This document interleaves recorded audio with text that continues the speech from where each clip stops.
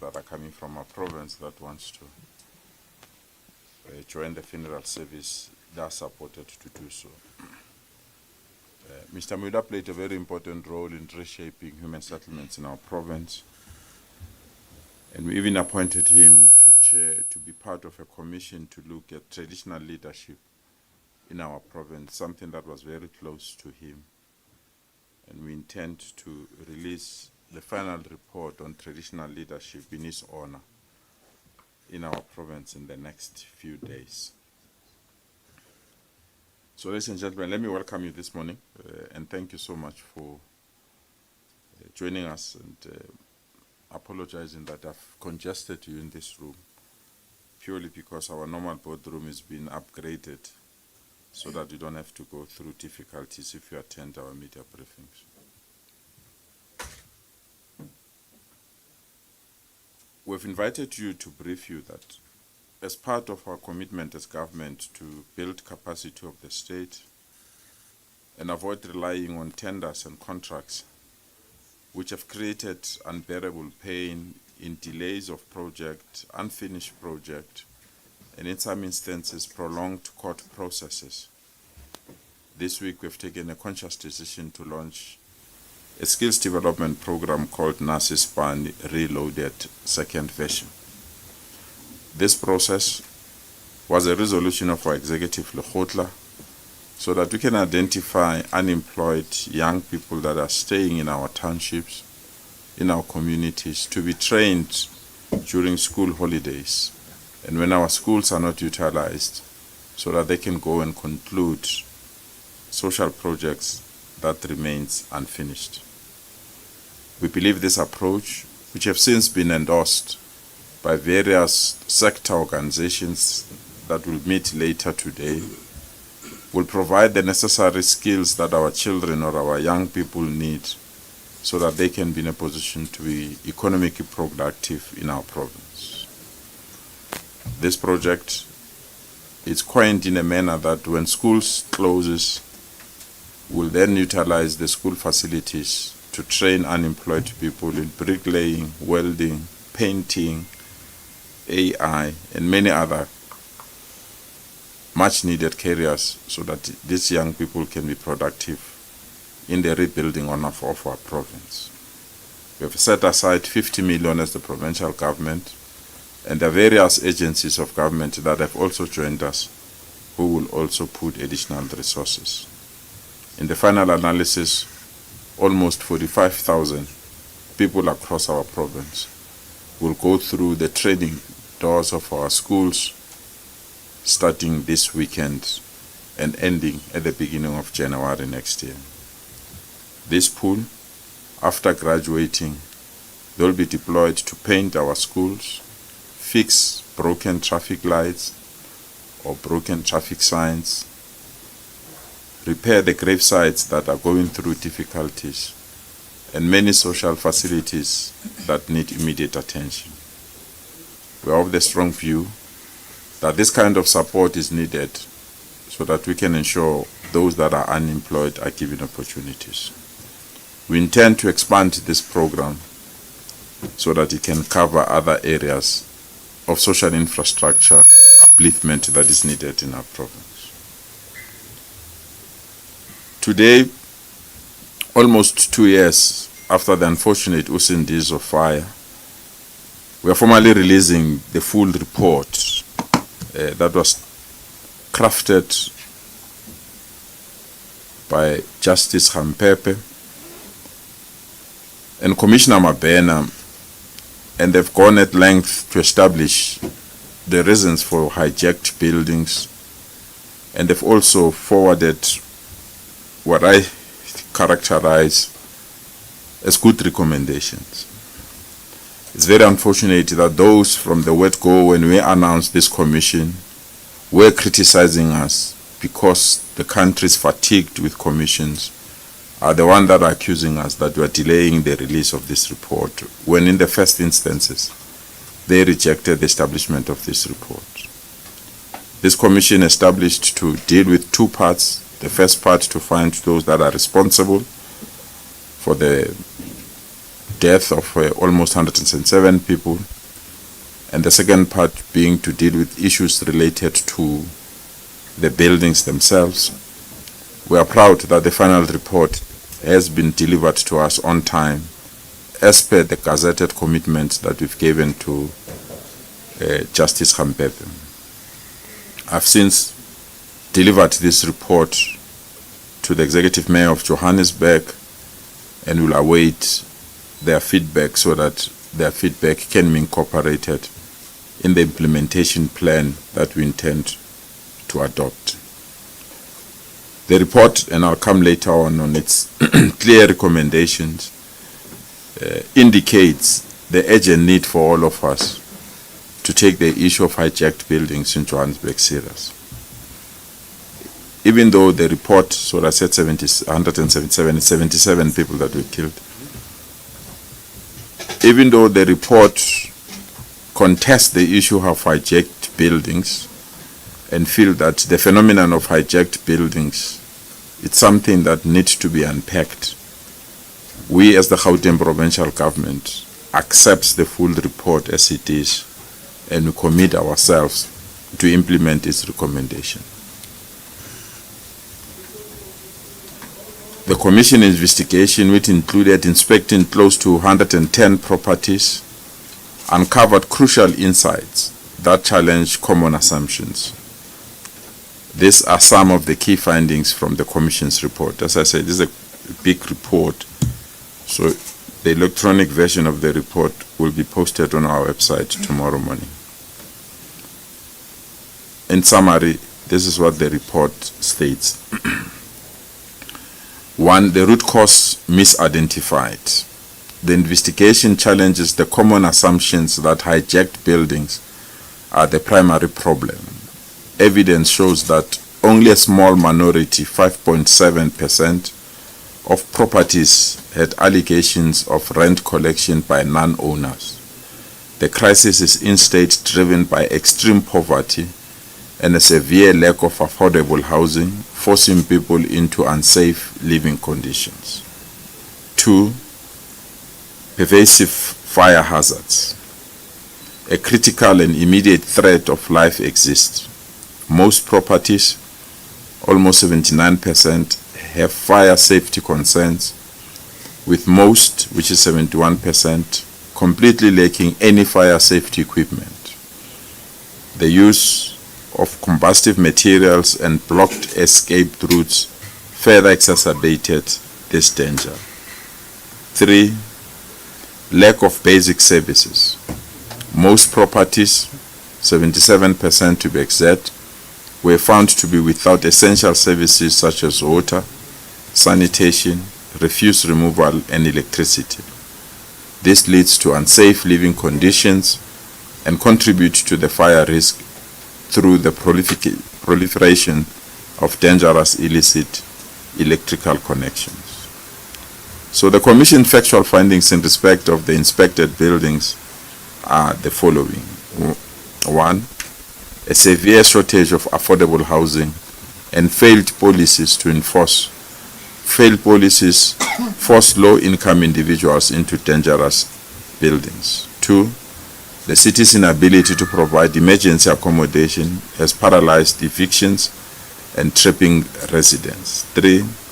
Buildings are overcrowded and lack basic services like water and electricity. 4. The buildings are dilapidated with poor structural integrity, with no fire escape, thus creating health hazard. 5. There is a widespread non-compliance with city bylaws and a consistent failure to enforce them, allowing buildings to deteriorate. 6. The city has failed to allocate sufficient funds for its housing policies, making its budget for social housing inadequate. 7. Developers face significant hurdles, such as slow approvals and funding, which discourage private investment in this sector. 8. And lastly, that private owners face financial losses and long legal battles, discouraging them from maintaining their properties. So with these recommendations, we've made the copies available to the city.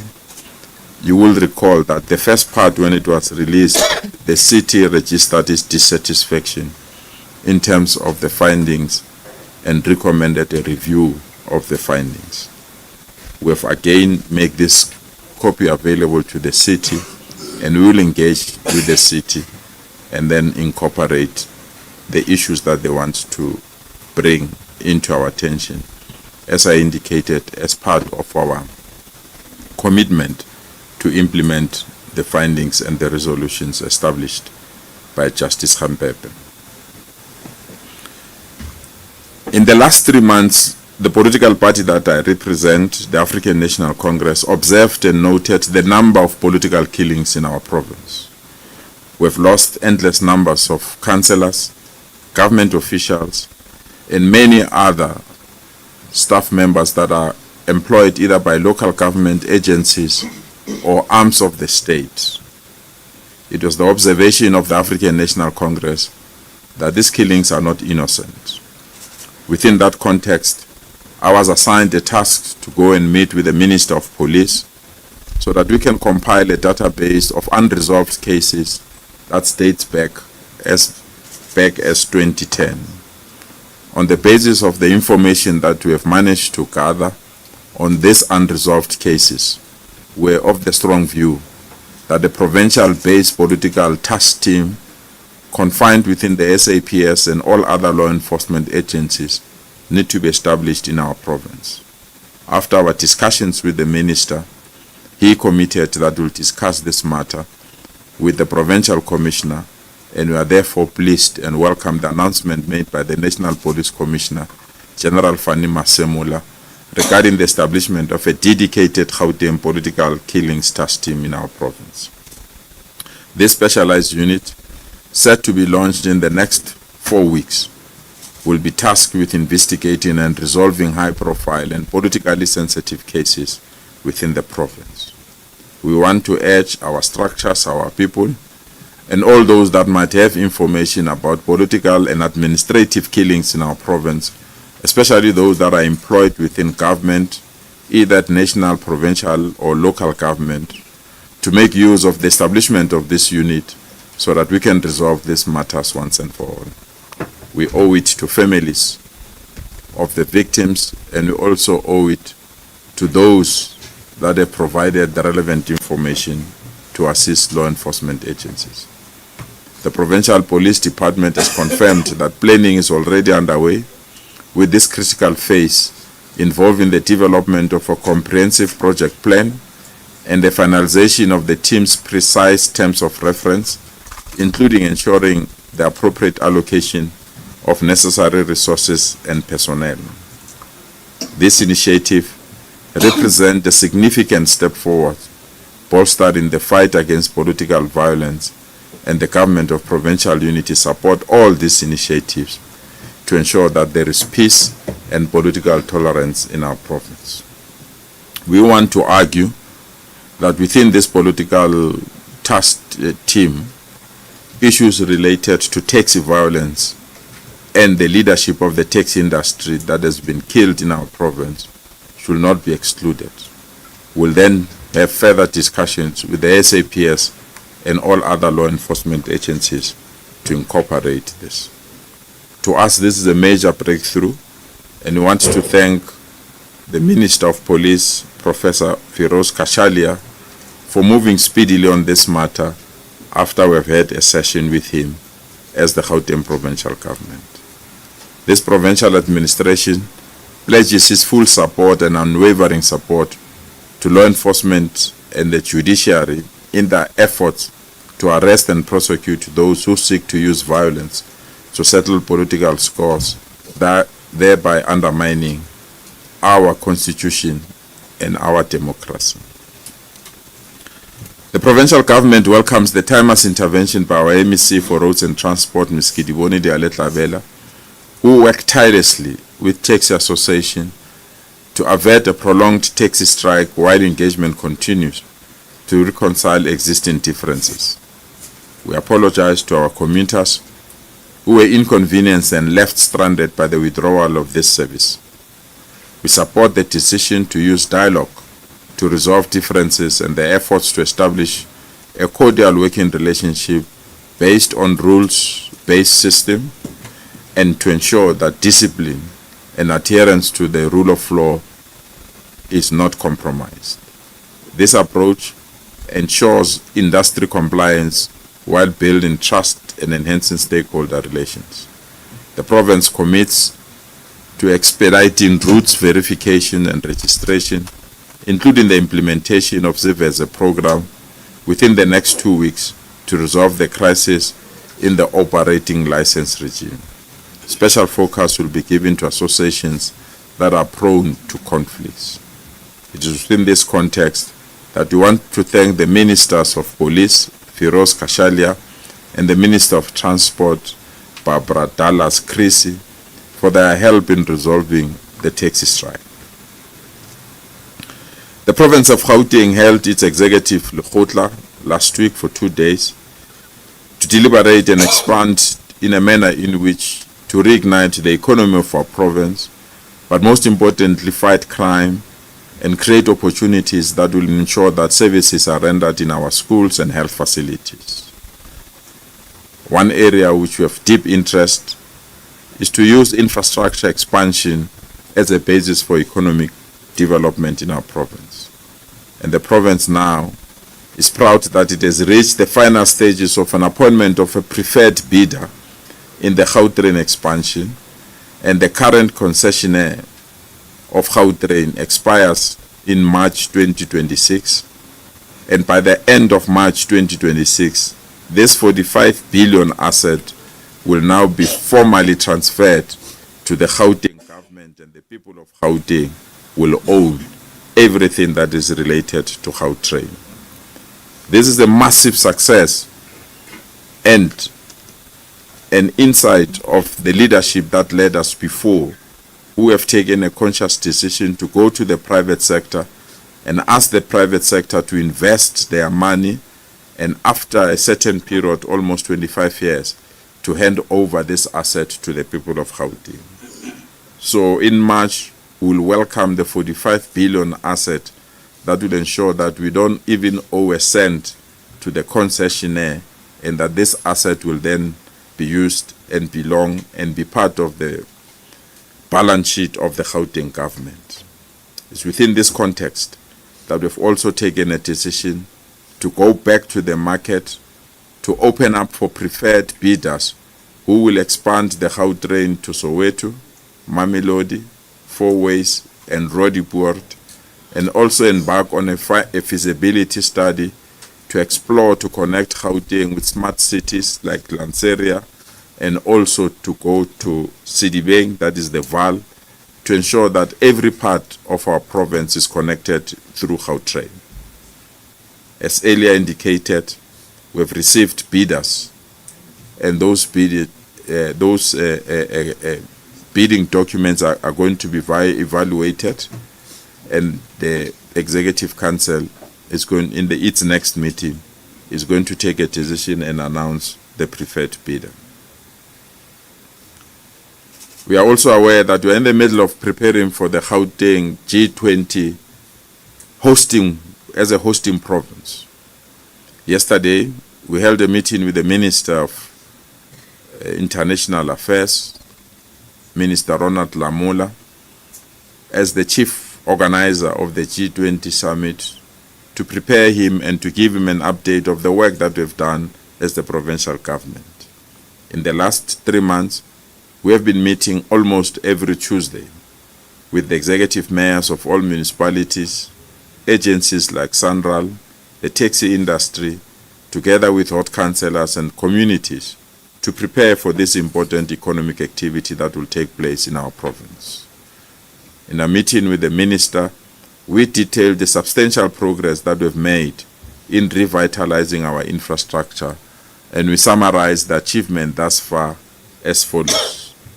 In terms of pothole repairs in the province, 1,523 potholes have now been repaired, standing at almost 97%, and we still have almost 3% of major potholes, especially in major highways and metro-related roads that still need to be completed.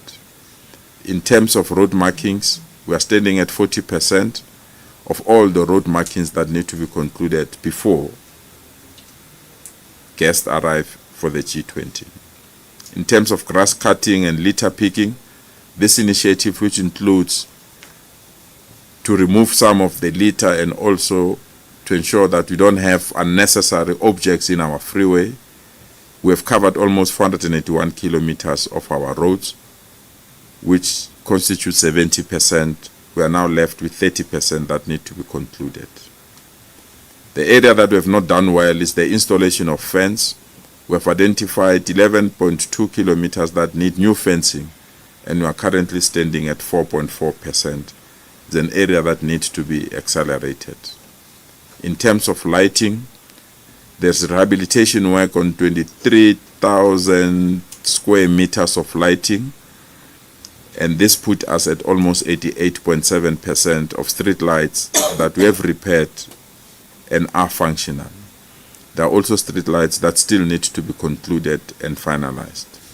In terms of guardrail replacement, the project to replace 77.6 kilometers of guardrail is currently standing at 38%. In terms of stormwater drainage maintenance, maintenance of 443 stormwater drains is almost finished. We are now standing at 88.4%. In terms of traffic signals repairs, that is traffic lights, repairs on 64 traffic lights are halfway complete, and we are standing at 50% of all traffic lights that we need to fix come November 2025. We really believe this work must not only end after the G20. With the work that we've done thus far, it's quite clear that it's possible to bring all the resources together and continue to make our province a better province. All executive mayors, together with the agencies that I've mentioned earlier, are also willing to continue beyond G20 to beautify our province. We also visited various ports of entries, especially those that are related to the airline industry, and we are quite pleased that this industry is ready to welcome guests in our province. It's indicated that after our Lekgotla, we also took a decision following the President's visit about the state of the CBD and the state of the Johannesburg CBD. During that period, our President announced the Johannesburg Working Group, which was established to take long-standing urban management challenges in the CBD. And this committee that has been hard at work has focused its work on the following areas: governance of the CBD, financial stability of Johannesburg municipality, water and sanitation, electricity supply, safety and CBD renewal. The executive reaffirmed its full support to the Presidential Working Committee, and we're quite pleased with the work that they've covered thus far. We are of the strong view a better, clean, habitable Johannesburg will rise in our lifetime. We will accelerate our support, and we once more thank the President for availing the teams and the people that he has assigned to assist us to revitalize the Johannesburg CBD. With more than 400 new informal settlements emerging across the province, the Executive Lekgotla emphasized the need for coordinated action to prevent illegal and land invasion and ensure compliance with housing and land use regulations. We come to you to declare that unfortunately there are going to be unprecedented number of evictions and dismantling of informal settlement in our province. The number of informal settlements that are mushrooming even in our urban areas and in some areas within our cities is now reaching at disturbing levels, and we have no choice but to fight back and push back those that have taken advantage of the legal gaps that are available within this sector. So the new 400 informal settlement that has emerged in the last few months, we are now committing ourselves through the Department of Human Settlement, the Department of Home Affairs, and all law enforcement agencies to dismantle, if not to completely relocate those that we think that need to be formalized. We are of the strong view there is a new organized crime that is happening within the informal settlement sector. And as government, we have no choice but to respond with the necessary force if needed.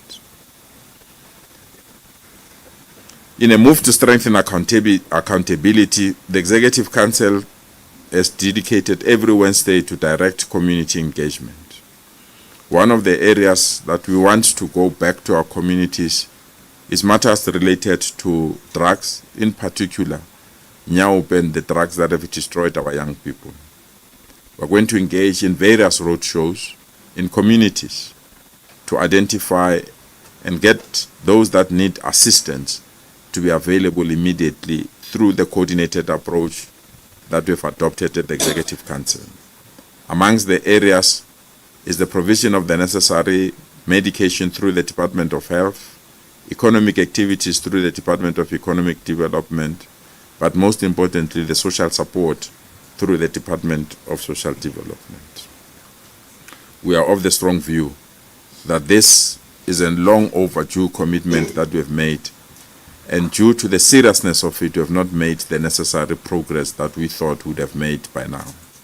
But our commitment to engage with our communities will assist us to resolve this matter.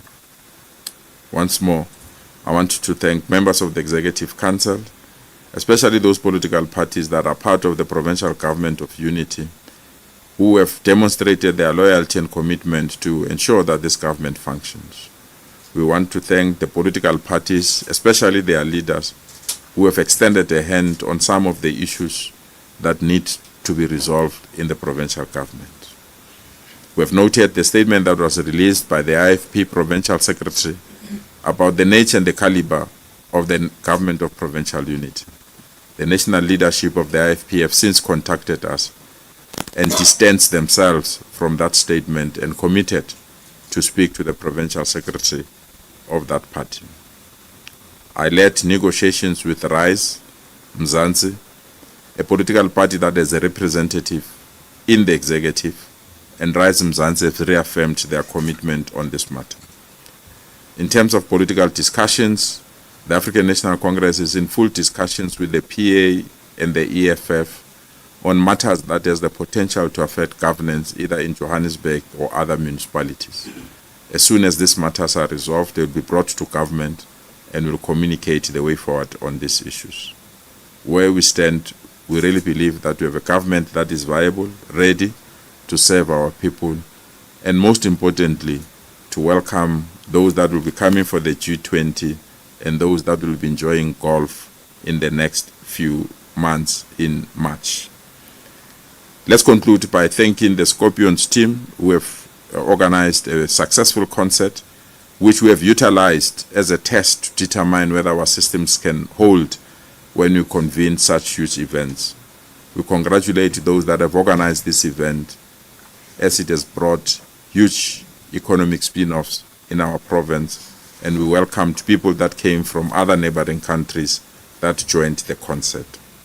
As Gauteng, we remain the home of champions and the home that can coordinate and convene national and international events. Thank you so much for attention. Thank you very much, Premier, for the detailed report. I'm going to now request that we move to question time, and we will ask that you indicate your interest in asking a question by raising your hand. And once recognized, you then announce who you are and who you work for, and then proceed to ask your question. I'm seeing 2 hands for now, 3, 4, 5. Okay, so let's take the first 5 questions. Because I'm left-handed, I'll start on my left. We'll start with you, Heidi, and then we'll go to the other side. Please proceed.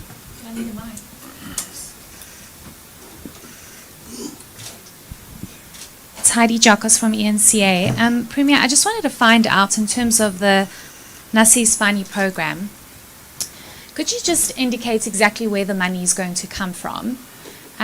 Previously you had challenges with the program, with some indicating that they weren't paid on time. Can you assure that that will not happen?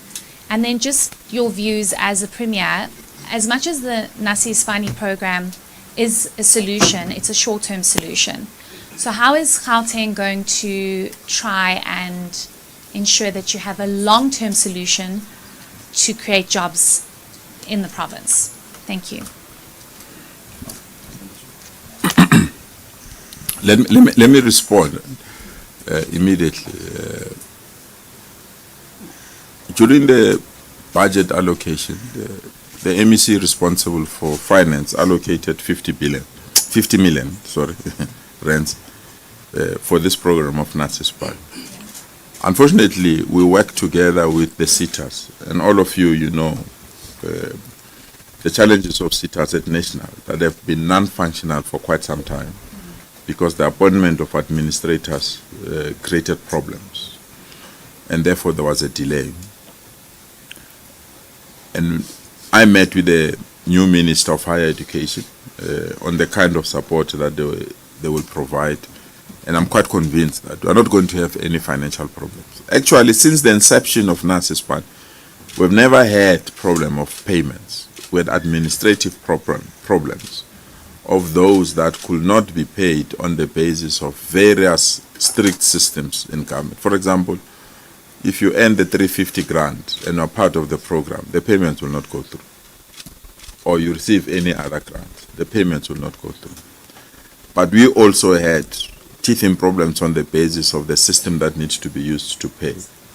Because some of our programs, if you use a government payment system of salaries called PESAL, it makes some certain compulsory deductions like UIF, tax, and other. So the amount that we pay becomes really small. So we need to have alternative payment mechanisms, which unfortunately could not carry the numbers that we had. And also, I've seen a latest statement by the Youth League that there are some payments that are still outstanding of some of the projects. And I asked the DG to attend to those concerns. But if you have a program as big as this NASISPAN thing, that in my last count, the people that we've empowered, employed, can fill the entire FNB stadium. It's an indication that naturally there will be limitations.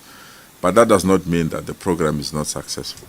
And we are deliberate that it's a short-term support system, but there are long-term support systems. We've just went through our investment conference and we're there, Heidi, where we managed to gather almost 300 billion, which are new people that are going to create permanent jobs for our people. We are also aware that the economy is not performing that well. There are major companies that are leaving our province. And we are also worried that institutions like ArcelorMittal are intending to offload lots of people that need to be employed. But we are also encouraged that there are new companies that are coming. I mean, I just welcome Chair International, which is intending to open their plant in our province. I also welcomed Pepsi Cola that disinvested in our province is coming back to open a major plant to service the entire African continent. We have to create that environment to create jobs. I've signed a very interesting agreement with the province of Hunan in China that is going to service our agricultural sector. The Tshwane municipality, in the next few days, they will invite you if they've not invited you. They're going on a massive investment conference because we've worked with them and there's potential investment. So our support to create jobs, obviously it will be short-term, which is NASISPAN, long-term, which is the investment that we continue to attract, including the expansion of the Gautrain. We are of the view that it's going to create long permanent jobs when the construction for the expansion resumes, and our commitment to build a speed train between the two provinces of Gauteng and Limpopo. Thanks. Thank you, Premier. Let's take the third question.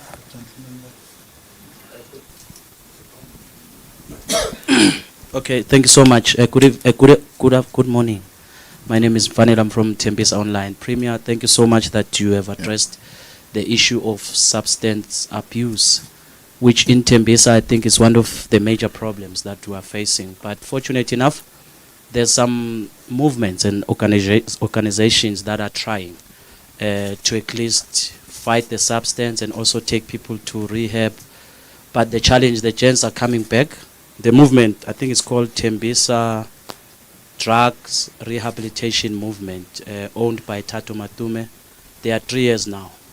The gents have came back from rehab, stayed maybe 3-4 months, went back again to the streets because there's nothing that they are doing. I just wanted to find out if is there any, by means of e-government, la bengakwazi ukuthi be assist such organizations, and also being assisted in terms of forming a proper structure, whether having a rehab of some community-based kind of, where Amachita will be then taken to those such, because already they are doing such. I'm not their advocate, I'm just sharing based on their experience.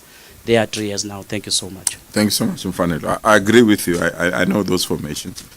And that's the reason why we took stock of our substance abuse. It's many things which the team is working out. One of the areas that we really believe that we need to look upon is the issue of liquor licenses. That we can't just have a free-for-all distribution and issuing of liquor licenses. There are just too many. And they need to be managed. So to have the capacity to do that, we want to, but we really believe that let's consult the industry and the sector. And we remain hopeful that they will accept that we can't have every second house being a liquor license, because it starts there before it goes to hard substances like drugs and other related matters. So the Executive Council spent much time analyzing that particular sector. And that is why you see our proposals is threefold. It's for us to identify and go and meet with them at community level. The second part is to create economic opportunities. The Department of Economic Development is going to develop a mechanism so that when they conclude their rehabilitation, there are economic activities that will allow them to work. And the third area is the actual social support that the Department of Social Development will do. So we've spent lots and lots of time. Indeed, we accepted that we failed our communities on this part. We made big plans, put resources, but we underestimated the numbers. When the numbers came, we didn't have the capacity to accommodate those numbers.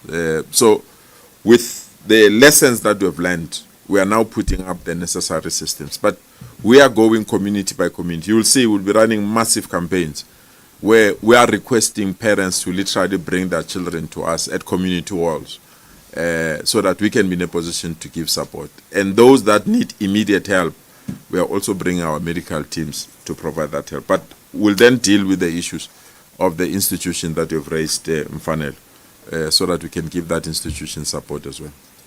Thank you, Premier. Let's take question number 4. Okay, Junior Kumalo from Newsroom Africa, Premier. The first question is on the Nasispani project. You spoke about bringing in these young people to complete some of these unfinished projects within the province. Do we by any chance have a number in terms of how many unfinished projects and maybe a tally in terms of the cost of these unfinished 13 projects? billion. Okay. And what happens then to the companies that we awarded those tenders to build these projects? Do we now just let that go, or what happens there? And just lastly, on the political killings task team, you spoke about having created a database after meeting with the minister.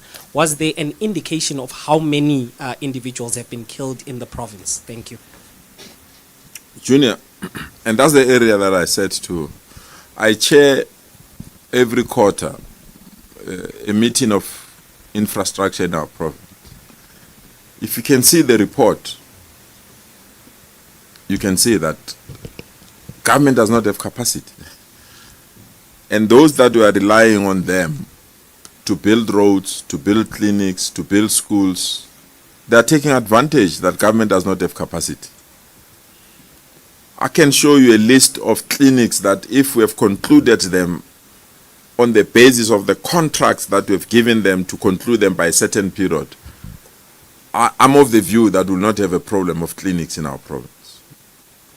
If I can give you the list of schools that are unfinished, and I can give you the contracts where if you give a contract to Junior Heidi will take you to court. And we spent time in court to say, should we give it to Junior or to give it? Whereas society does not have water. So we met, we received these reports. Personally, I felt that it's unjustifiable that the state does not have capacity even to fix. I mean, now with G20, you see a traffic sign, stop sign. That stop sign is about to fall. To get somebody to fix it, we must go on a tender to come and just tender, or a school that needs to be painted. You can't paint that school because the state does not have capacity.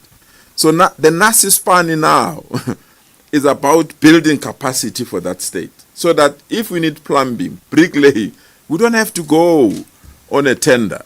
The same budget, it's 13 billion rands of unfinished projects. Just tell me 13 billion rands. Old age centers that have been built, left unattended. Driving licenses centers that have been built, left attended. And you feel that the state must now be at the mercy of tenderers. But beside the tenderers themselves, they're either threatening our officials, killing each other, whistleblowers' reports stand unresolved. I'm of the strong view. Time has arrived that you build that capacity within the state. And you can't have unemployment that is so high, but you are training centers called schools. During December, during September holidays, they're standing empty. Teachers that are going through difficulties of high price of electricity are complaining that their salaries are not enough. So if you train these people and pay the teachers to get extra money, you'll have the capacity, because these training centers are there. This is our schools. This is our teachers. They've got all these technical schools. They've got all these facilities to train the unemployed. So that's the angle that we've taken. But obviously, such an intervention will attract, as I say, people, ID said, we have not paid other people before. So people will use something to say, no, this thing is either electioneering, when they forget that I was elected last year. So I can't electioneer because I was just elected last year. We just have to continue to do the commitment to build the capacity of the state. The political killings, the numbers are shocking. They're still trickling in. We have to extend it even to 2010 and say, let's start at 2010. There are those that stretches beyond 2010. But for purpose of completeness, we say, let's start with 2010 up until now. And there are people that have given us those names. But beside, you know, every person that dies in our country, police record those incidences. So we also received those reports. And there are people that they've just been killed and no one follows up.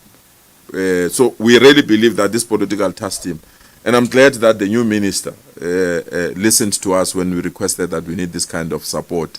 Unfortunately, you know, the police currently in our country are going through difficulties of commissions, misinterpretation of mandates and many other things. We didn't want to be dragged there. Our approach was that let's establish a task team in our province, ensure that is appropriately resourced. The terms of reference are clear so that there's no confusion, and we can be in a position to give a deadline to conclude their work. And we are happy that we are on that path. Thank you, Prima. Good morning, Premier. Breiten from Netwerk 24. Premier, I just want to check with you.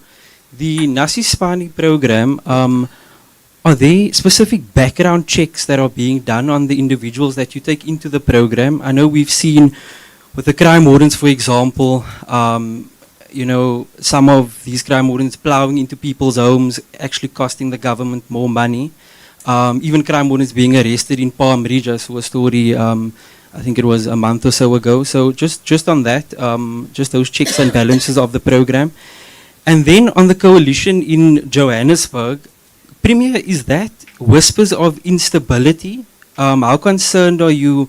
I spoke to the PA, I think it was last week. They said that there's some individuals in the ANC that they term as arrogant. Maybe you have better insight. Are they arrogant individuals? I know that the ANC in Johannesburg is having their regional conference next month as well. Yeah, what's the status? I know the mayor is also the acting MMC for transport now. What's your comment on that? And then on G20, you listed a long list of achievements. But Premier, what happens if individuals take the wrong turn? Are there going to be street lights there or street signs? You know, are we sorted and covered in terms of, or is it only specific routes and areas that are being focused on? And then just lastly, on the taxi violence, I heard you saying this morning that you are for this dialogue initiative, if I can call it that. But with the launch of the GTI unit, you said you are ready to go toe-to-toe with the taxi industry. So are you backtracking on that statement? Thank you, Premier.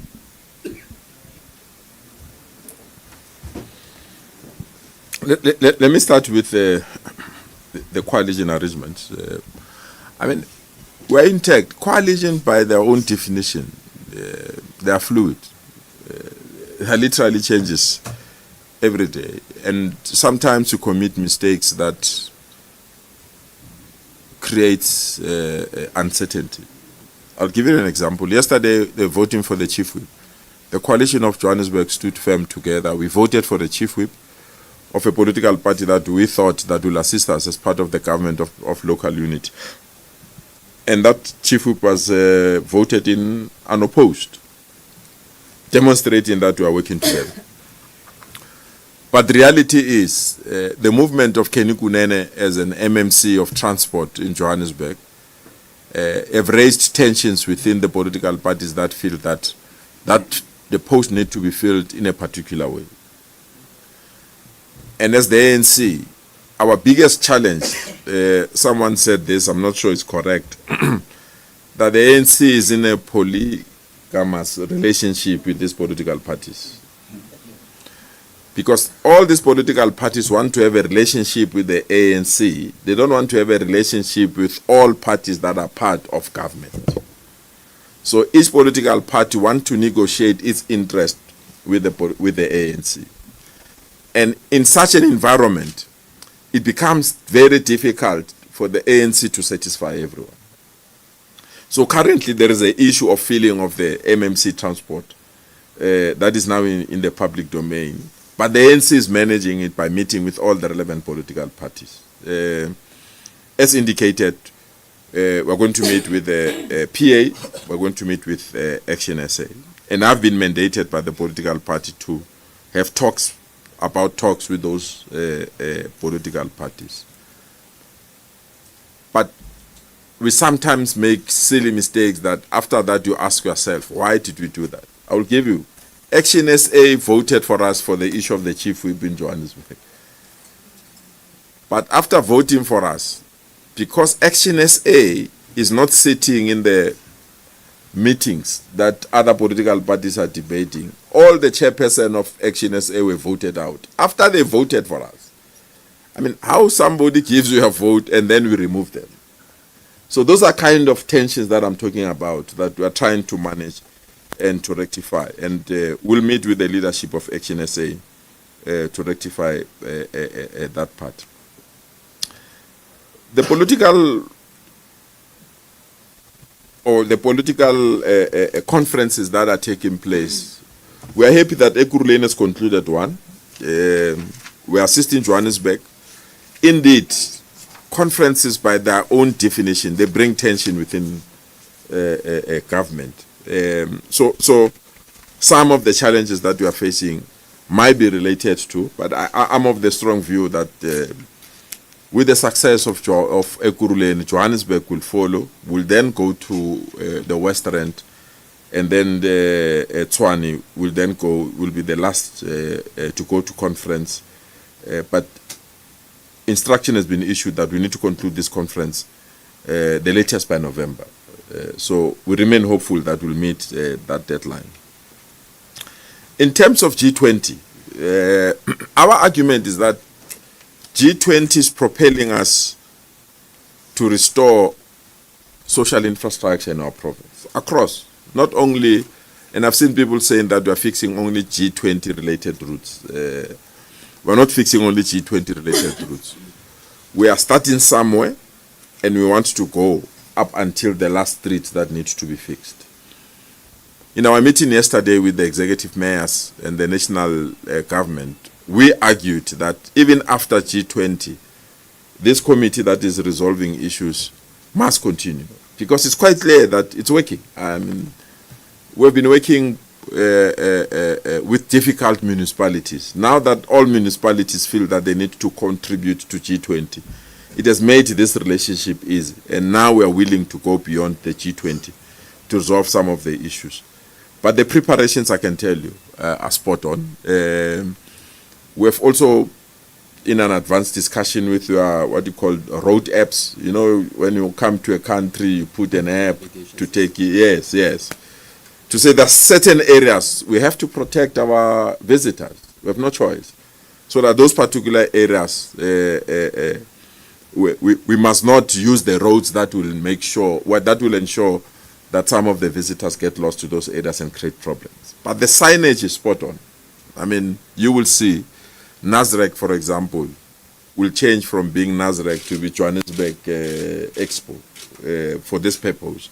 And the road signs will deal with the areas. There are 4 critical areas that we need to ensure that the signage to those areas and the signage outside those areas are key.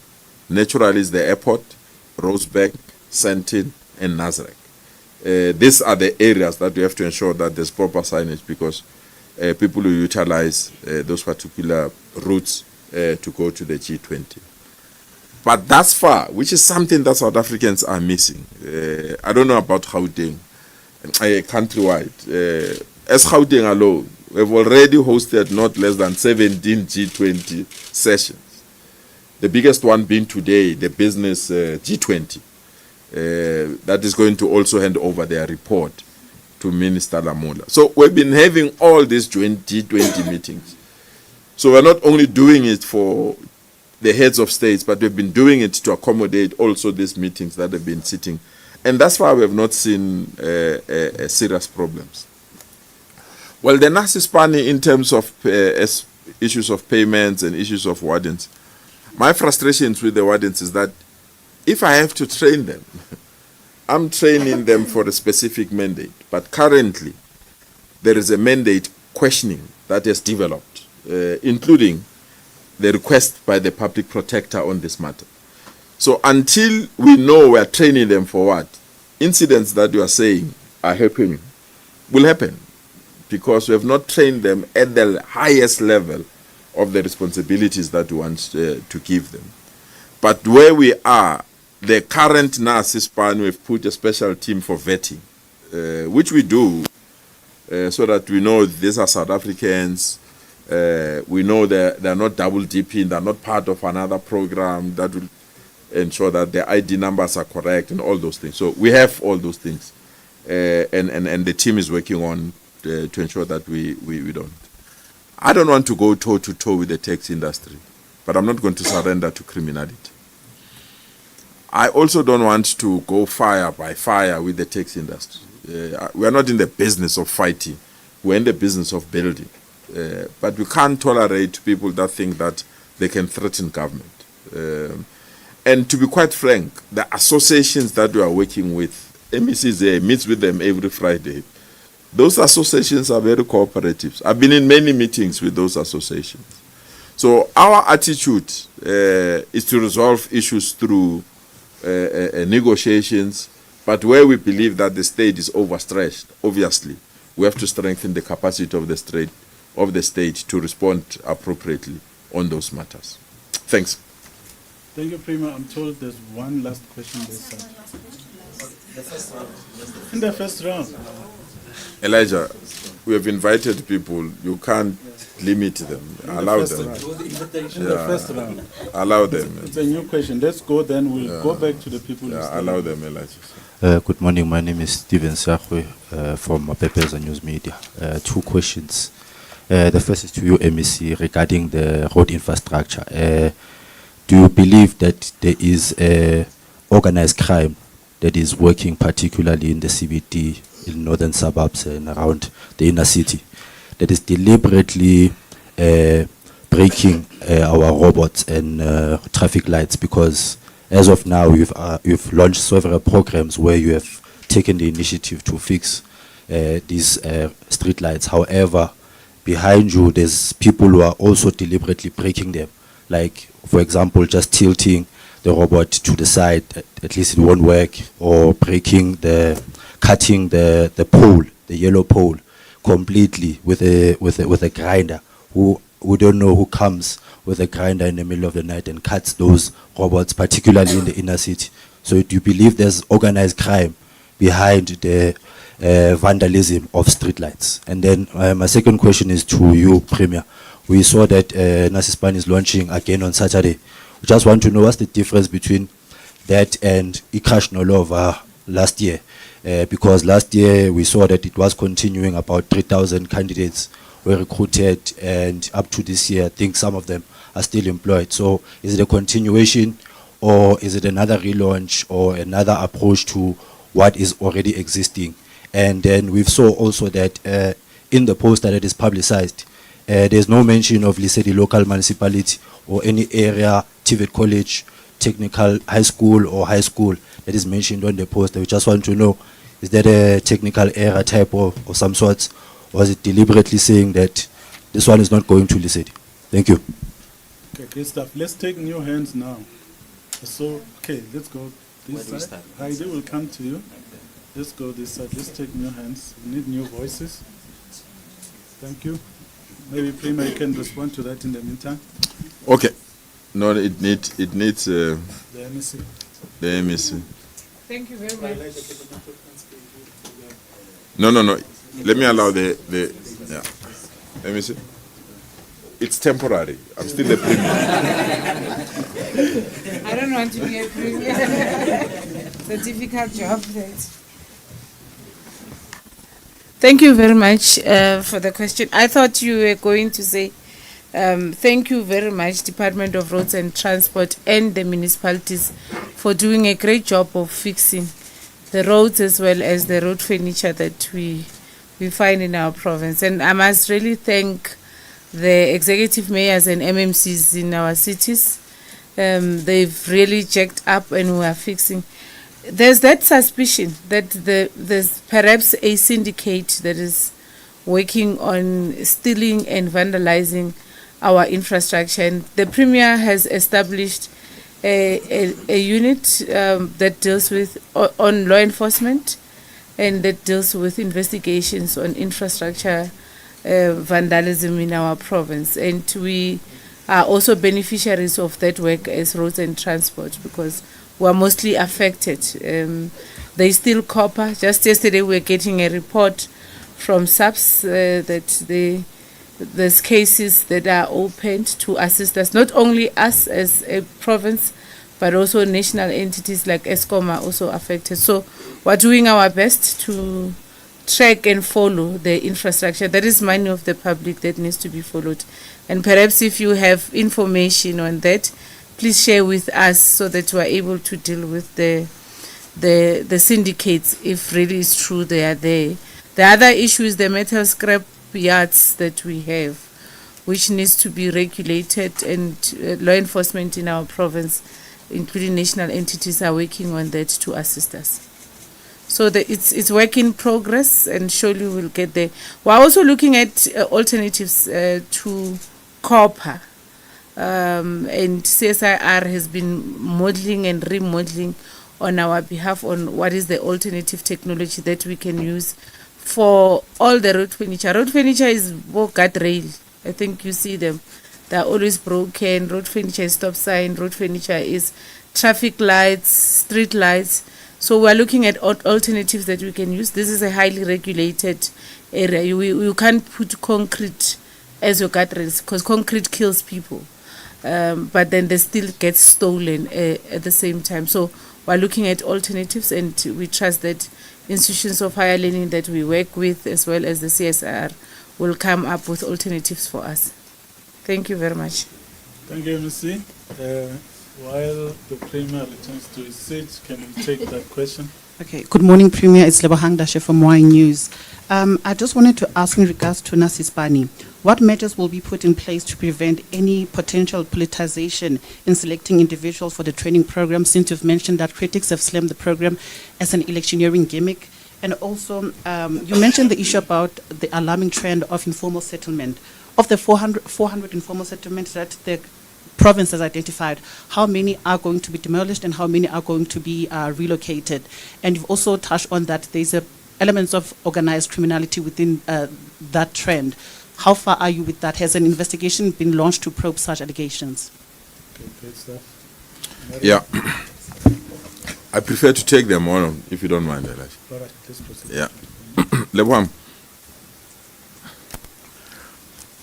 in our country, I've learned, you do something, you are damned. You don't do it, you are damned. Everyone complains about jobs. Everyone complains. Say our people are not working. You create job opportunities, you are criticized. People said that we are doing this thing because there were elections last year. We're doing it even beyond elections. So, and as you're saying, they're saying we are politicizing this thing. The people that have recruited, all of them, if we're politicizing it, I will not run a coalition government now. Because they would have voted for us so that we're in government without coalition. So it's just something that I don't understand in most instances when people criticize us on some of the work that we are doing. Because I'll rather be criticized that I've created an opportunity for someone that had no opportunity. Because if you don't do that, these are the people that will create a crime and other things. We've got 9,000 crime wardens. 2 years ago, they were doing nothing. Today, they can take their children to school, they can feed their families, they can buy Christmas presents. That's how economy functions. And all of them, I don't know them. So I didn't identify them. And I don't know even their political affiliation, because in the forms that they fill, there's nowhere that say political party affiliation. So the accusations are not only baseless.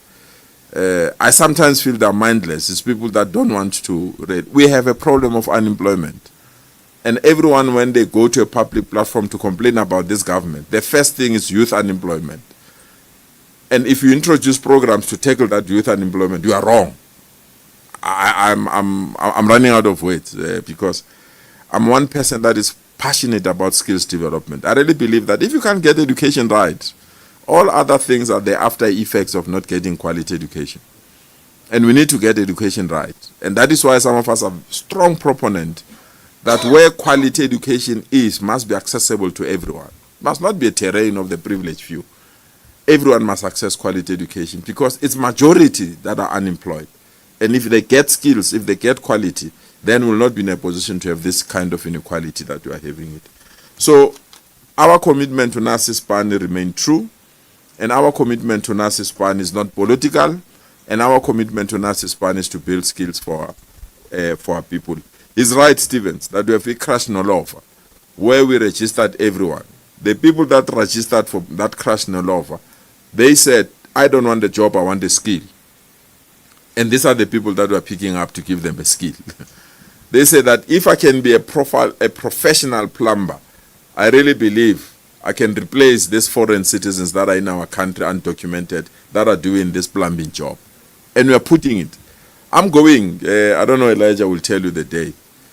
One morning, you know the people that are carrying board, I'm a plumber, I need a job, a bricklayer. For this kind of Nasispani Stevens, I'm not going to recruit somebody that is on a computer somewhere. I'm going street by street. People that are standing outside your estates with board, I'm recruiting them for this Nasispani program. These are the people that are sitting in the sun. They've been there looking for a job. No one was listening to them. I'm going to recruit them to come and build the capacity of the state. Unfortunately, they have to be South Africans. This is the recruitment that I'm going. Anyone that you see on the corner of your street in the morning with a boat, I'm a bricklayer, I'm a something, I'm going through the communication team on a recruitment in a bus. I'm taking them, all of them, in a bus. We are taking them back to our schools to be retrained, to check their capabilities. And these are the people that are going to fix incomplete buildings of government. And that's job creation. So you can't have people that have skills that are unemployed and have unfinished projects of government. You take them, just paint, refresh them, deploy them, and pay them rather than tenderers to finish the projects that they need to finish. And that's the approach that you are taking. But as you said, Lebohang, I'll be accused of politicization or electioneering. And I'm not in that mood. I'm in a mood of working and to ensure that we deal with unemployment. We're just cautioning those people that are starting to put up new informal settlement. There's a new informal settlement that was put over the weekend in Enadale. Over the weekend. And it's clear, the pattern is clear. Identify if that government is, that land owned by government, go there, send fewer people. After 72 hours, because we've not been evicted, call everyone that need land to go and occupy that land. We are tired as government now. We'll deal with that situation because it's quite clear that this syndicate thinks that they can collect money, invade land, and nothing happens to them. If we have to meet in court, we'll meet in court. But we are going to destroy those informal settlements. We can't, because immediately after that informal settlement is established, what do people need? They need water. They need a school. They need scholar transport to be taken to the nearest school. They will then come and say they need sewer. They need roads. And we don't have, so we have to move money from those that are obedient to satisfy those that are disobedient because they can close roads or they can go on a public platform and insult us. Those days are over. If there is an informal settlement that is not recognized, that is not registered, that we have not given it the go-ahead, as I'm saying now, we have resolved as government, those informal settlements must go. They must be crushed. And we'll try to persuade the affected people to do it voluntarily and engage government. If they don't want to do voluntarily and engage government, we have no choice. But the sad part is that majority of this new informal settlement is people that are not documented in our country. That's the sad part. Who think that they can challenge this government on the basis that they can just invade land and then establish that informal settlement without authorization, and thereafter come and blame government that they don't have water. We're not going to allow that. We've been abused, it's enough. We're going to be firm. So when we hear stories from now on, and I said to the team, we are going to dismantle this informal settlement at 2 a.m. I said it to the team. I don't want anyone during the day at 2 a.m. Because I think the patience of this government and the patience of our people in our country and the accommodative nature of us to ensure that we work within the human rights limitations is being abused and taken advantage of. And therefore, we are pulling all, what we are doing in this one in particular, all municipalities, all the law enforcement agencies, we are going to hit one informal settlement by time. All of us. It's not going to be Ekurhuleni alone. If you are going to Ekurhuleni, we are bringing Johannesburg municipality, we are bringing Tshwane municipality, CDB municipality, we are bringing all the law enforcement agencies. We go to that area at 2 a.m. Don't ask me why 2 a.m. At 2 a.m. And we are going to deal with these informal settlements. We can't be taken back when we want to develop our province. And we can't allow people that think that they can bypass processes because they think that they've got an organized syndicate to do all these wrong things. So that's our commitment. They were going to work on it the way we've taken the decision to work on around them. Neria, you have the microphone. She has the microphone. That will come to you, colleagues. Neria Lekgotla from the SABC. Premier, I'm going back to the issue of the informal settlements. where will the people go if you remove them? The Kampepe report is clear that there's a shortage of housing in the province and hence the hijacked buildings, among others. Where do you expect people to go when you remove them? The second one, in terms of preparations of the G20, among others, you were talking about the achievements, the potholes, the traffic lights, and etc. How much have you spent so far in that preparation? And lastly, I just want to press you a little bit on the political killings, and you also added the taxi industry killings to that. If you say from 2010 to now, do we at least have an idea, percentage, number, that even makes you want to even have a task team for that matter? Because I think if we say from 2010 to now, we should have a rough estimate that's pushing government to be happy about the establishment of the task team. Neria, we've asked the police to give us those statistics. I think they will. And we've also asked correctional services, because they also, on the basis of people that have been arrested, they've got those statistics. We've arrested municipalities, because there are many officials that work for municipalities that have been killed for that information. I mean, there was a city manager in one city bank district manager that was killed in a mall. And that person still, the case has not even reached the courts. We don't even know who killed them. They have also asked Salga, that is dealing with the councillors. There are lots of, in Tshwane, we don't have less than 12 councillors that have been killed. The last being 2 months ago. What councillor? In Johannesburg, were 3 councillors that were killed in the last 6 months. So we just want to consolidate the figures, and then we'll give them to you. I can say it's 200, only to find out by the time it comes, it's far ahead of that, and you will say that I've misled society. So I don't want to, but the numbers are huge, I must be honest. And they can't be cold cases. And that's the reason why we feel that we need to Neria, our approach is very simple. There is a waiting list. You don't jump the waiting list because you can invade land and come and say, if you remove me, where do you take me? If you are on the waiting list, our commitment is to ensure that you get a house properly, procedurally. So any other person, especially those that are not documented South Africans, we have no responsibility. Our approach is simple. The housing waiting list is for South Africans. And we don't want people who are not on the waiting list. Because they're not on the waiting list, they think that the shortest possible way is for them to create. The Kampepe Commission does not encourage land invasion. It just brings the urgent need for us to invest and increase our budget in low-cost housing, which is something that we're doing.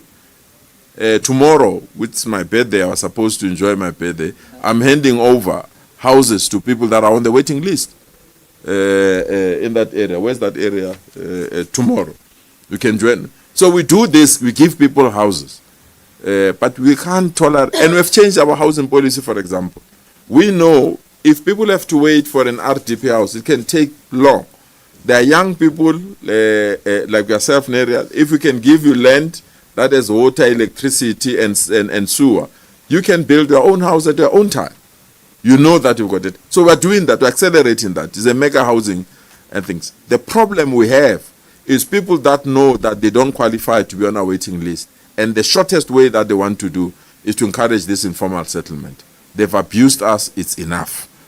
We want to ensure that this culture comes to an end, and we are ready to confront them at 2 a.m.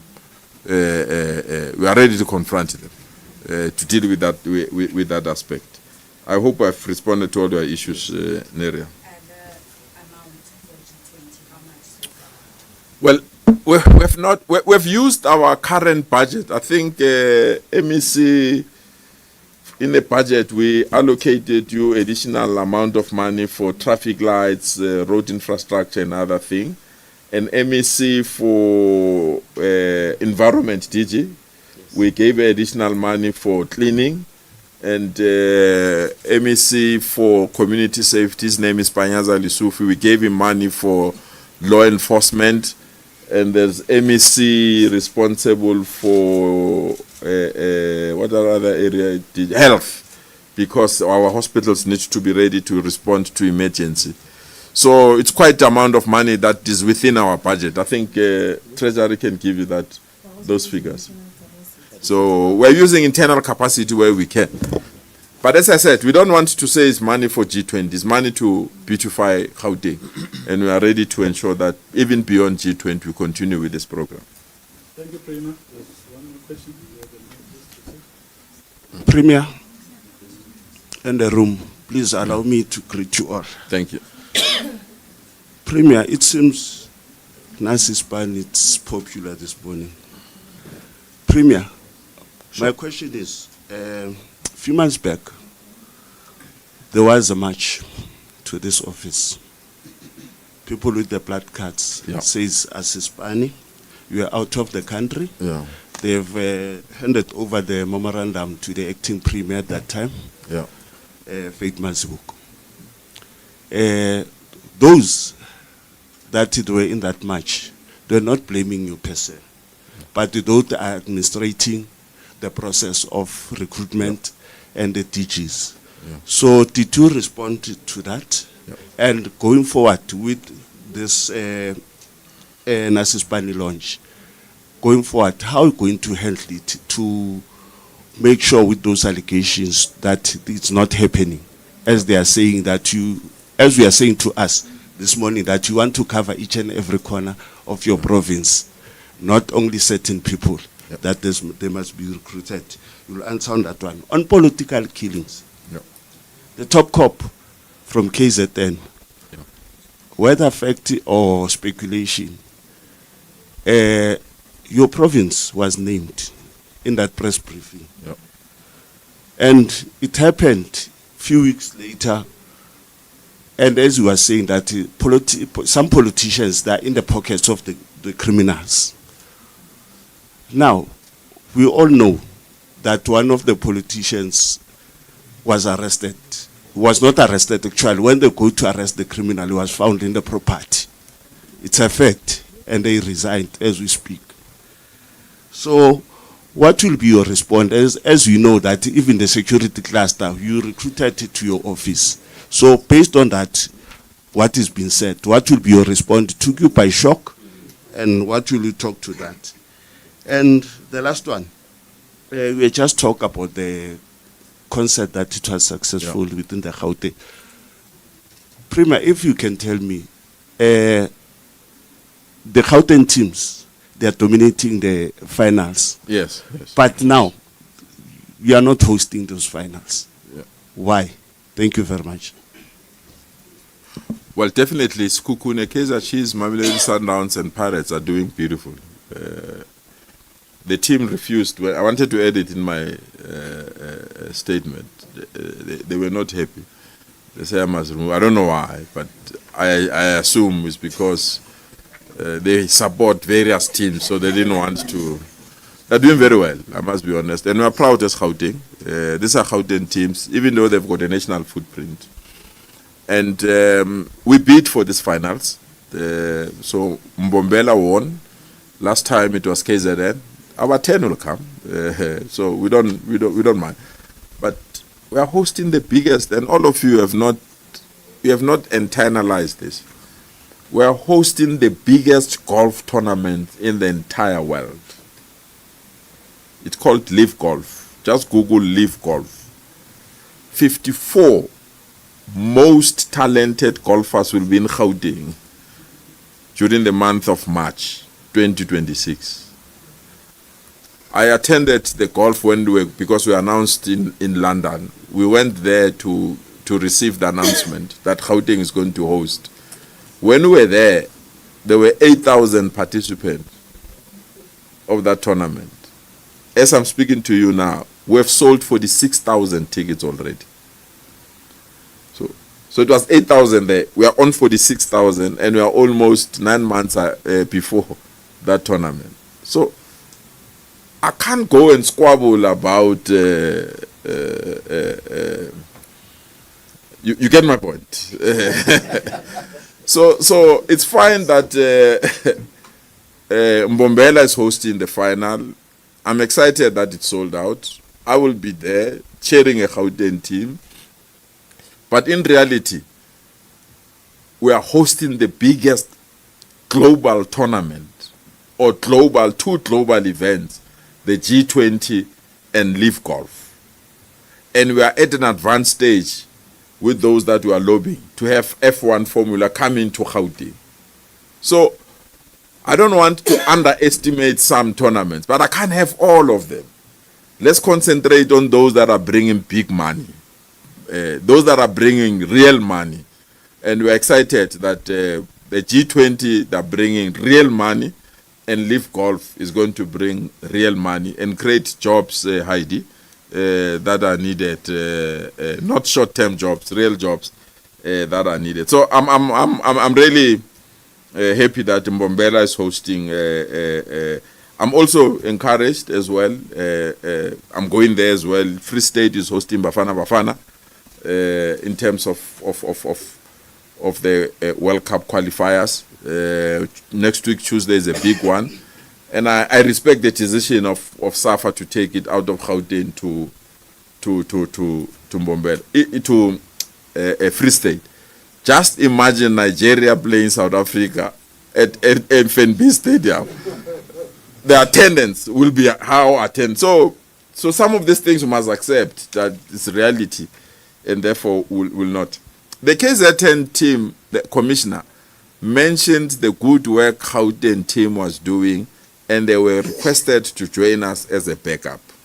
And when they arrived here, they established that the situation is under control and Gauteng is dealing with it.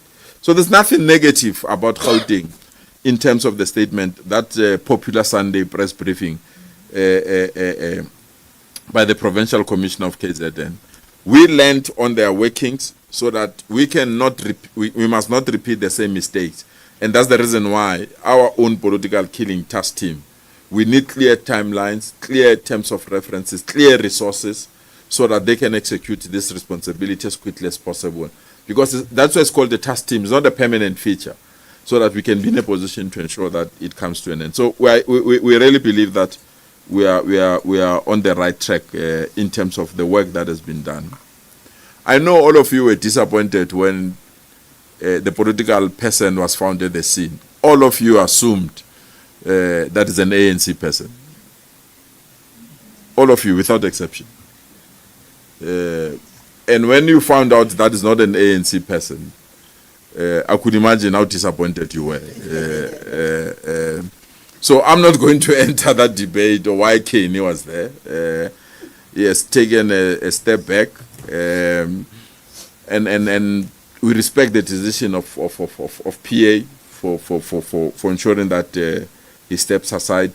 But our political task team will do political work. We are only motivating for the taxing killings to also be incorporated so that we can resolve this matter once and for all. Elijah?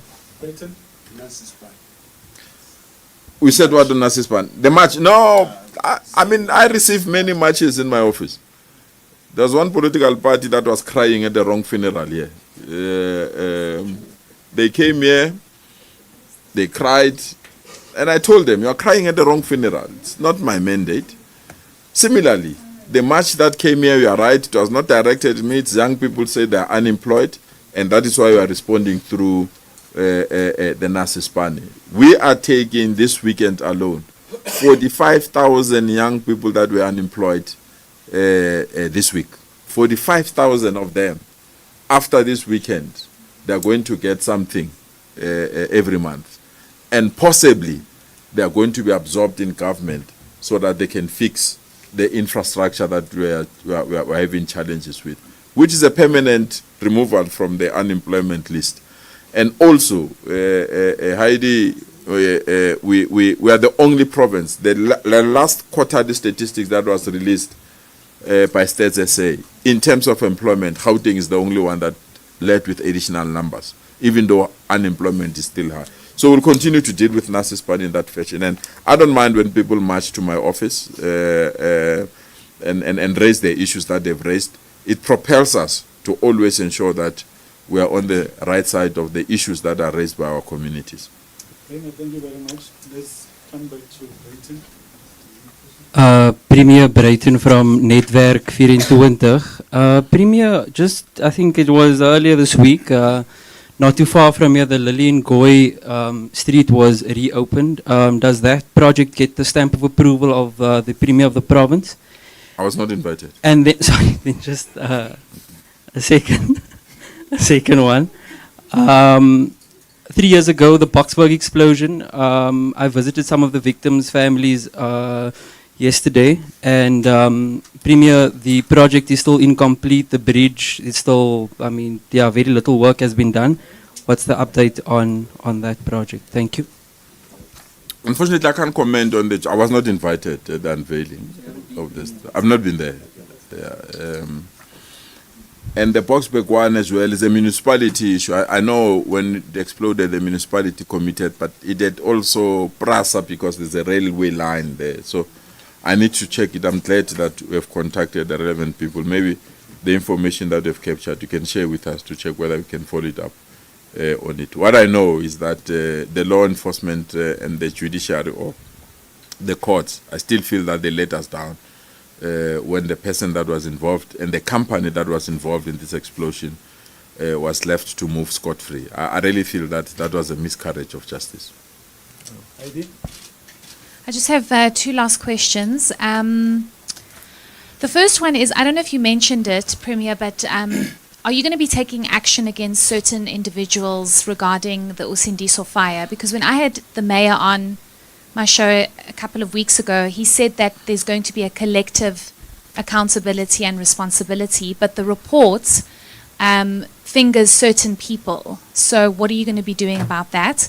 And then just lastly, the province is going through a bit of a lot at the moment because a chopper has been deployed to Ondekkers, and my colleague Bafedile has asked me to ask you a question around what are you going to be doing about the water challenges, because they've blocked the roads there and a whole chopper has been deployed, and residents are now even more angry because they don't have water, and police have obviously tried to intervene. It's not just in Ondekkers, but I think across the province there are still water challenges. And as the Premier, what are you going to do to make sure that everyone has water? Thank you. There should be water. And I honestly don't understand that it must take our communities to protest for them to get access to water. I'll engage the municipalities. I was not aware. I'll engage the municipalities, and they have to provide water. The only area that I'm aware that we've been working on is water in Sandton City. We went there with the DG and the team. We got a commitment that is it end of August, DG of September, that the infrastructure there will be fixed, because we can't have the middle of Sandton without water. It does not justify that there must be no water in other communities, but it really creates problems. My only, and I'll be frank with you, Heidi, if there are challenges of water, I don't understand, and I emphasize this point. Municipalities explain and indicate what that our people can understand if there are either a pass pipe or, but if you keep quiet and it's only when they occupy the streets that you want to respond to their issues, it's very, very unfortunate. I think we need to pass that stage. That our communication network must be geared up so that our communities know when, and I always utilize the issue of load shedding. All of us were angry about load shedding, but the best thing that load shedding did was to give you timetables. You knew that between this period and this period, I will not have electricity. I will either sleep at somebody's place or I will go and get an alternative energy. We have to take that lesson within the water industry. And I really feel that we're missing that particular point. If there is no water, communicate appropriately to a constituency and indicate that there won't be water. And people don't mind. They just want to know, if there's no water now, when will it come back? So that they can be in a position to put alternative plans. This thing that people must go to the streets, occupy streets, bend tires, send choppers, before we can respond to a simple question. There is a pass pipe, or we're doing maintenance, or there is illegal connection, we are removing illegal connection. We really have to go over this kind of attitude and ensure. So I'll check with the municipality Fortunately, the acting mayor comes from the IFP now. The mayor is outside, and I must congratulate him. He's getting his master's degree in London, and I really feel that we need to congratulate him. I'll speak to the acting mayor to deal with this matter. You know, I don't want to take responsibility for things that are beyond me, Heidi. Usindiso, the report is very clear. There is a gentleman that is currently in court that set the fire about Usindiso. And that gentleman came to the commission and confessed, which is the major success of this commission. That if we have not established this commission, even today we would have not known who started the fire. So why should I take collective responsibility for that? But on issues of buildings and other things, and the people that have been mentioned, I think I watched the executive mayor in my interviews. I think it's a correct approach, that those that are mentioned must take responsibility for their actions. But I'm glad that when 77 people died, I didn't look away and said 77 people, I don't know who they are, let life proceed. I established this commission under severe criticism, another commission. But I felt there must be a closure to the families, and they must know what happened. I'm glad the second part of this report will be released tomorrow, and then people will have closure, and then they can take it forward. I know the other people that are asking for compensation and other things. It's a different ball game. My mandate, or our mandate, was to ensure that people know what happened and people know the status of buildings across the CBD. We now have that information, which I really believe it was why we established this commission. All right, great stuff. Thank you very much, Premier. It looks like Heidi's was the last question in the room. Thank you so much. Can I check? Nothing. Well, the school list is long, man, TJ. I know the one that they had in the public space. I think that you put almost 8 or 22. Yes. I'm not sure there's a technical school because we're utilizing technical schools. Khalifa will take you through. We are utilizing technical schools for now. We are going to utilize TVET colleges and varsities during the month of December. But it's technical school, so not every township has a technical school, and that's the reason why. Thank you very much, Premier. Thank you, colleagues. We appreciate it's been 1.5 hours of engagement.